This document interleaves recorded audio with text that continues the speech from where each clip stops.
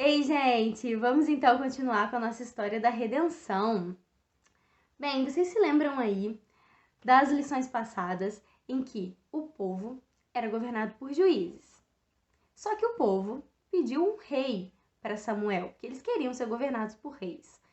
Bom, Deus atende o pedido deles e o povo passa a viver num reinado. Destaque aí para o rei Davi, né? E depois dele veio Salomão, que era o filho. E vocês se lembram do último conselho que Davi dá para Salomão? Para ele ser fiel a Deus, porque aí Deus seria fiel a ele também, com a aliança que ele havia feito para Davi, né? E também para os antepassados, enfim. Acontece que Salomão, no final da vida dele, não foi tão fiel assim, né? E é claro que isso teria uma consequência. Depois dele, quem veio a governar foi Roboão, o filho dele. Só que Roboão era uma mala. Ele era soberbo, autoritário, cobrava impostos absurdos do povo, era injusto e o principal, não era fiel a Deus. E por conta disso, um outro homem chamado Jeroboão acabou conquistando ali um certo apoio popular para se tornar rei. Só que aí temos um impasse. Deus havia prometido que sempre haveria um descendente de Davi no trono, mas as coisas estavam caminhando para que um outro rei liderasse. E o que acontece? O reino se divide. Pois é. E dessa forma passamos a ter Israel, que era o reino do norte, e a capital veio a ser Samaria, e do outro lado temos Judá, o reino do sul, e a capital veio a ser Jerusalém. Pois é, o povo de Deus estava dividido por conta disso. Existiam mais tribos, né, em Israel do que em Judá, mas enfim. E bem, Deus manteve ali a sua promessa com Davi, fazendo com que Judá, o reino do sul, tivesse reis que fossem da linhagem de Davi apenas.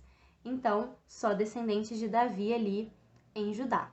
Em compensação, em Israel era uma bagunça, porque existia um rei, só que aí uma outra pessoa queria ser rei, usurpava o trono desse rei, enfim, dessa forma não houve ali uma linhagem real, uma família no poder. E um ponto muito importante: em Israel não teve nenhum rei bom, ou seja, um rei que, além de injusto, não era nada fiel a Deus. E com isso o povo se corrompeu junto.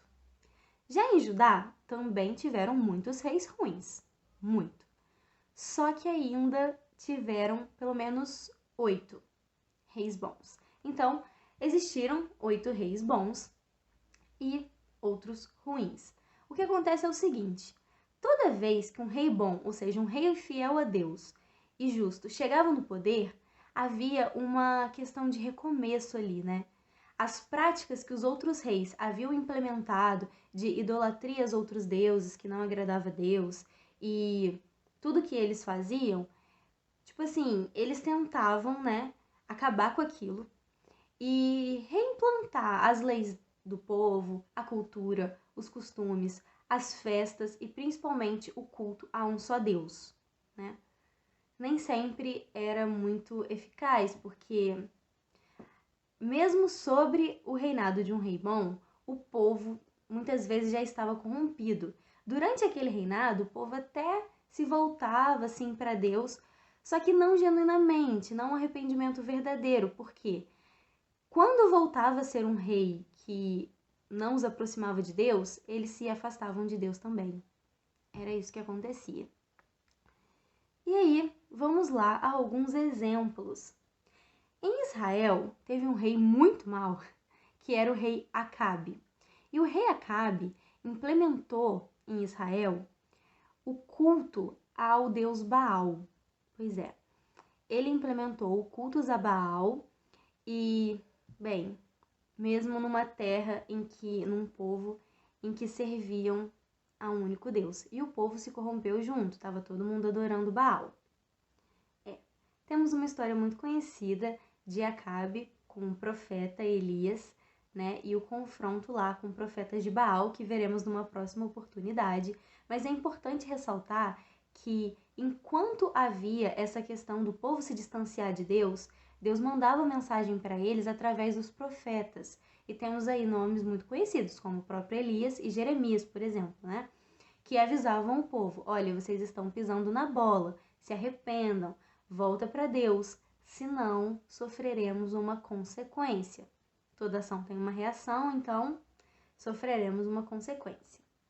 Bom, um exemplo de rei mau em Judá é Manassés. Gente, Manassés, tudo que Deus abominava, ele fazia. Era impressionante, ele gostava de, entendeu?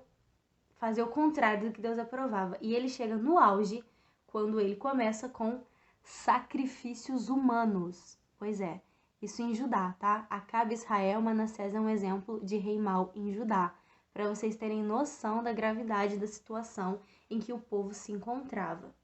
Mas, em Judá também, houveram reis bons, e um exemplo muito legal é Josias.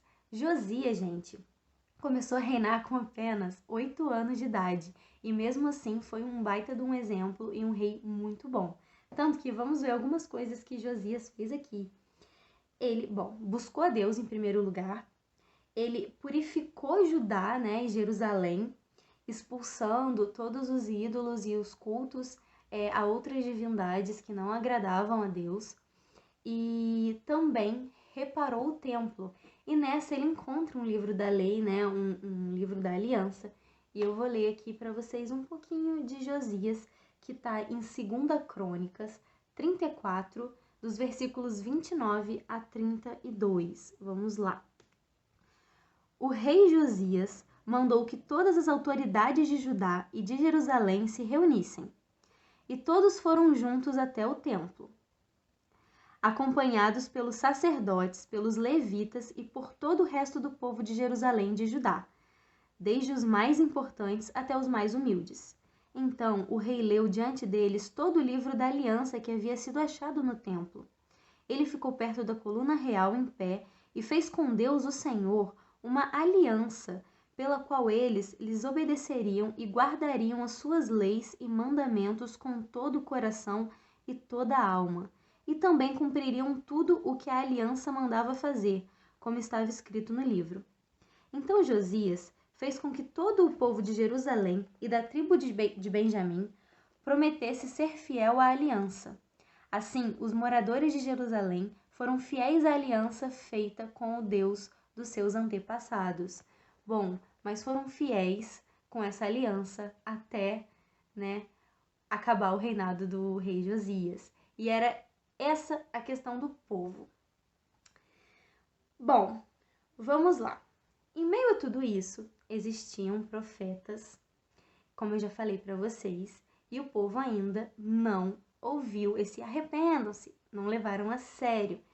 E claro, houveram consequências, assim como havia lá na época dos juízes. Vocês lembram que sempre que o povo pecava e se distanciava de Deus, vinha um outro povo e dominava?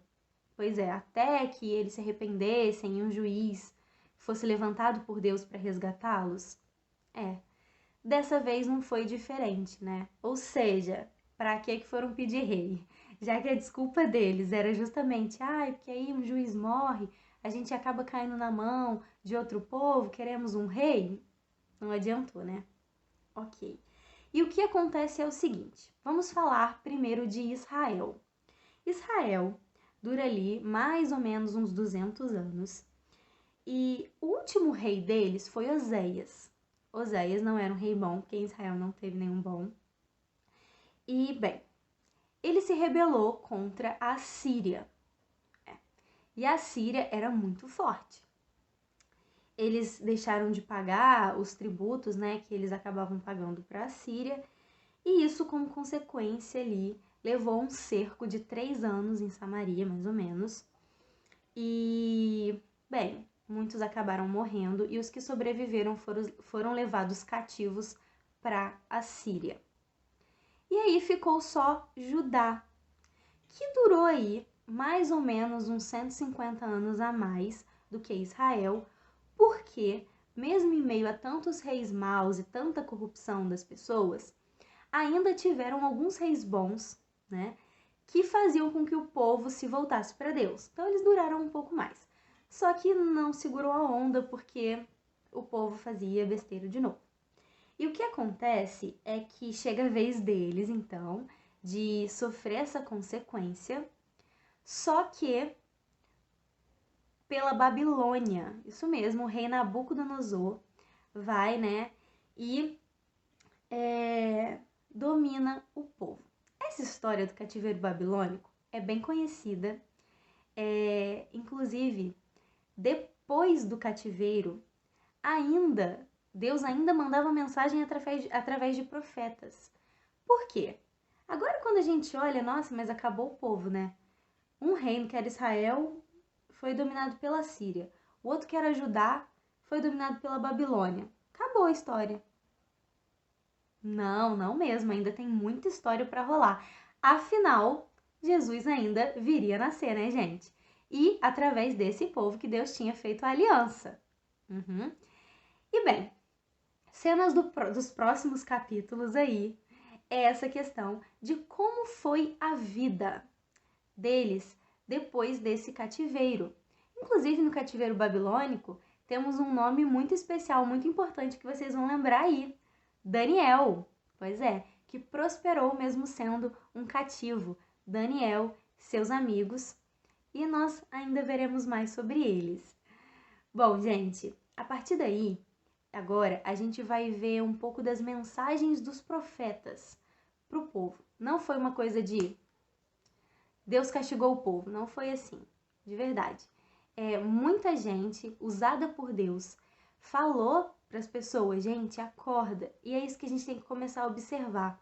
Hoje em dia é muito fácil a gente achar que tudo é normal, a gente corromper os nossos princípios, os nossos valores, mas a gente tem que estar sempre atento nesse sacode. Calma aí, será que o que eu estou fazendo é realmente certo? Ou eu estou fazendo porque todo mundo está fazendo?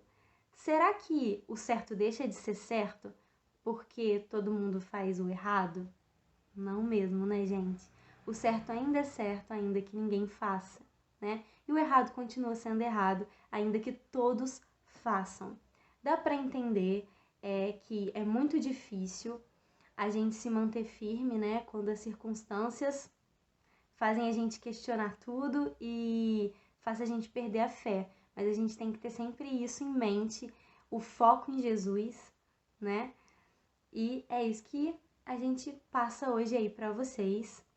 Aguardem, gente, ainda tem mais história para acontecer, beleza? Tchau, fiquem com Deus.